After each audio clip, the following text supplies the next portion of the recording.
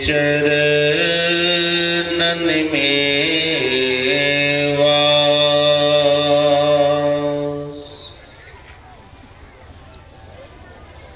करुणा के अवतार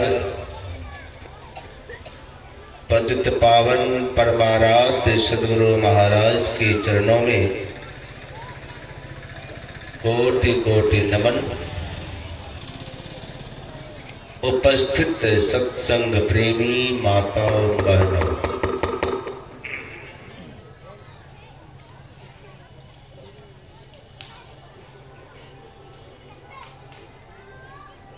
उधर बाजा बजता यहाँ आवाज आ जाता, यहाँ का बाजा का पता नहीं चलता। इतना बढ़िया साउंड है।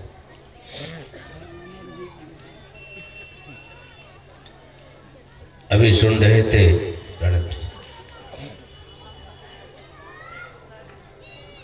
गोस्वामी तुलसीदास जी महाराज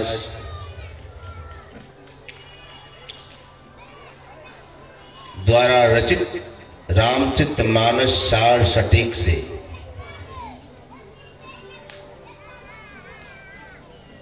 निज अनुभव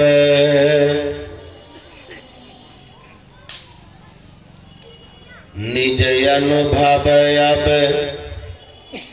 कहो खगेसा बिनु हरि भजन नाम जाहि कलेसा। हे पक्षीराज, गरुड़ जी और काकभुसुंडी जी का संवाद है।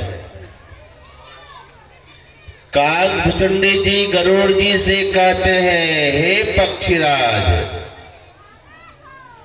मैं अपना अनुभव सुना रहा हूं, मैं अनुभव की बात बता रहा हूं। क्या कि कोई अगर दुख का अंत करना चाहता है, कलेश का अंत करना चाहता है, तो परमात्मा की भक्ति करना ही पड़ेगा। एक नौजवान रहिए, वो युवक सब बच्चा सब 8-10 ठो मिलकर झुंड बना लिया है, वो चारों तरफ घूमता है, गप करता है।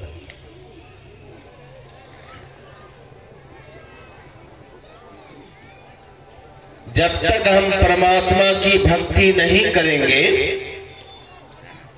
तब तक दुख का अंत होने वाला नहीं है। प्रातः काल भी सुन रहे थे,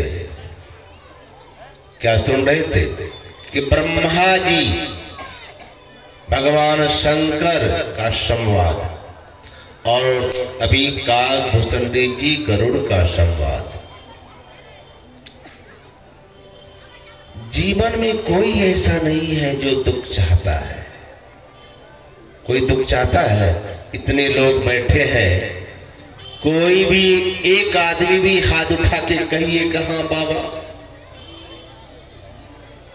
दुनिया में सारा दुख हम ही को दे दीजिए, हम दुख ही चाहते हैं।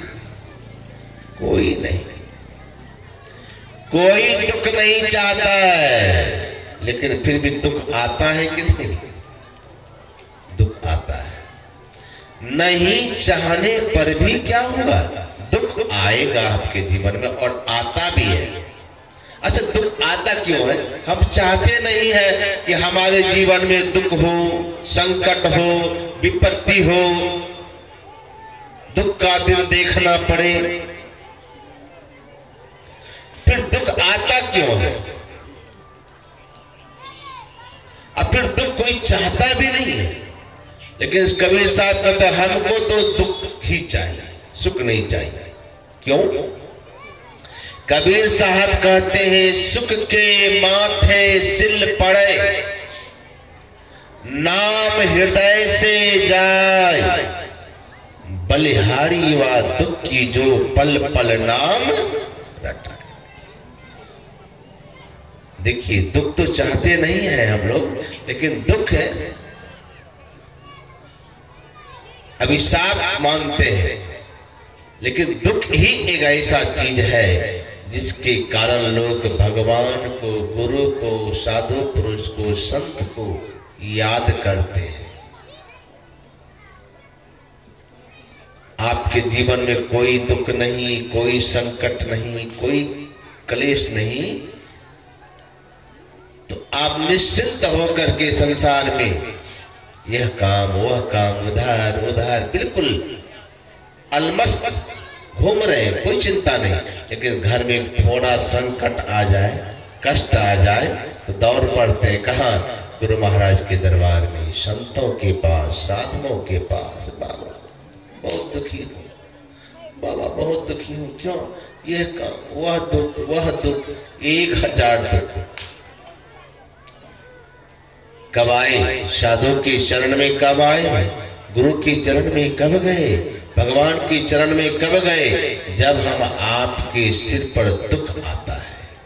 और सुख आता है तो कोई नहीं जाता, कोई जाना नहीं चाहता, सब मौज में मस्ती में घूमते रहते हैं। दुख कोई पसंद नहीं करता, लेकिन दुख आता है। कैसे आता है? अरे जैसे हम आप दुख नहीं चाहते हैं, दुख आता है तो सुख भी आएगा। नहीं भी चाहेंगे फिर भी सुख हम आपके जीवन में आएगा, सुख आएगा। लेकिन अंत कैसे होगा? आना जाने से काम नहीं चलेगा। यहां का दुख का अंत होना चाहिए। दुख कभी नहीं अभी हमारे जीवन में, दुख हमारे जीवन में नहीं आते, नहीं चाहते हैं, लेकिन ऐसे हैं। आपने पढ़ा होगा, महाभारत को सुना होगा कि भगवान कृष्ण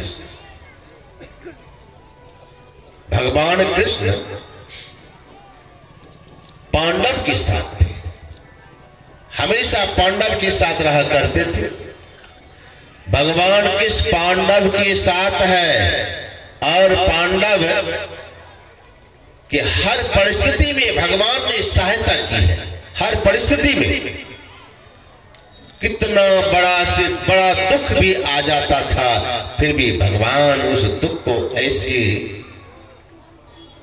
ऐसे समाप्त कर देते थे जैसे समुद्र में बूंद समा जाता है। कठिन से कठिन परिस्थिति में भी भगवान ने पांडवों की रक्षा की है हर तरह से। लेकिन जब वही पांडव कौरवों पर विजय प्राप्त किया है और युधिष्ठिर महाराज राज गद्दी पर आसीन हुए हैं, तो भगवान कृष्ण मन में सोचने लगे कि अब तो पांडवों का दुख समाप्त हो गया, अब पांडवों के पास रहना जरूरी मैं नहीं समझता हूं, अब रह के क्या करूंगा। इसलिए अच्छा होगा कि मैं यहां से द्वारिका चला जाता हूं। जब यह बात पता चला पांडव को कि अब भगवान कृष्ण हम लोगों को छोड़ करके द्वारिका जाने वाले हैं, तो पांडव लोग उदास हो गए, चिंतित हो गए। इतने दिनों तक प्रभु साथ रहे, लेकिन अब हम लोगों को छोड़ करके भी द्वारिका जाने वाले हैं, द्वारिका जाने वाले हैं। लेकिन रोक भी नहीं सकते थे। तैयारी हो गई, भगवान कृष्ण रथ पर बैठे और रथ पर बैठने के बाद जैसे रथ अब पर सवार होकर के जैसे भगवान कृष्ण अब निकलने नहीं वाले थे कि तब तक कुंती माता आती है और भगवान कृष्ण के सामने आकर के फूट फूट कर रोने लगी। क्यों रोने लगी किसी को पता नहीं कि आखिर कुंती मां रोती क्यों है, कारण क्या है। भगवान कृष्ण भी अवाक हो गए, आखिर कारण क्या है जो रो रहे हैं आज कुंती बुआ। भगवान कृष्ण रथ पर से उतरे और कुंती माता के पास जाकर के कहा कि बुआ अचानक इतनी रो क्यों रही हो? ऐसा रोते हुए तुमको मैंने कभी नहीं देखा। अनेक तरह से भगवान कृष्ण समझाने लगे, लेकिन कुंती माता चुप नहीं हो रही है और फोड़ फोड़ करके रोने लगी। जब फोड़ फोड़ के बहुत रोने लगी तो भगवान कृष्ण को रहा नहीं गया और कहा, बुआ अरे कुछ मांगना है तो मांग लो वरदान, मांग लो वरदान हमसे, लेकिन चुप हो जाओ। भगवान कृष्ण ने जब कहा कि बुआ कुंती कुछ मांग लो, जो मांगना है मांग लो, तो माता कुंती कहती है, हे कृष्ण अगर देना ही चाहते हो तो एक वरदान दे दो। क्या? कहा कि हमारे जीवन में दुख भर दो, विपत्ति दे दो, संकट दे दो। भगवान कृष्ण ने सोचा कि ये क्या मांग रहे हैं। कहा, बुआ तुमने जीवन भर तो दुख का ही सामना किया, विपत्ति का ही को ही झेला, कष्ट को ही झेला। आज तुम्हारा बेटा जब राज सिंहासन पर बैठ गया, सुख का दिन आया, तो फिर तुम वही घुमा करके दुख मांग रही हो। कारण ये वरदान नहीं है। अरे मांगना है तो वरदान मांगो, ये वरदान थोड़ी ये दुख दे दो हमारे जीवन में। भगवान कृष्ण ने कहा कि और कुछ मांगना है तो मांग लो, लेकिन यह विपत्ति मत मांगो। इसलिए कि हे बुआ तुम्हारे विपत्ति के दिन मैंने बहुत देखे हैं, तुम्हारे दुख के दिन मैंने बहुत देखे हैं, इसलिए अब नहीं चाहता हूं कि तुम्हारे जीवन में फिर दुख आए, फिर तुम्हारे जीवन में विपत्ति आए। इसको छोड़ के जो कुछ मांगना है सो मांग लो बुआ, मांग लो। माता कुंती कहती है कि हे कृष्ण अगर देना है तो हमको यही वरदान दो, वरना हमें दुनिया में कुछ भी नहीं चाहिए। तो भगवान कृष्ण ने कहा, ऐसा क्यों मांगती हो बुआ बार बार की? विपत्ति दो, विपत्ति दो, दुख दो, क्यों? माता कुंती कहती है, कृष्ण इसलिए मैं मांग रही हूं कि जब जब मैं दुखी थी, मेरा बेटा संकट में था, हमारे बेटे मौत के मुंह पे खड़ा था,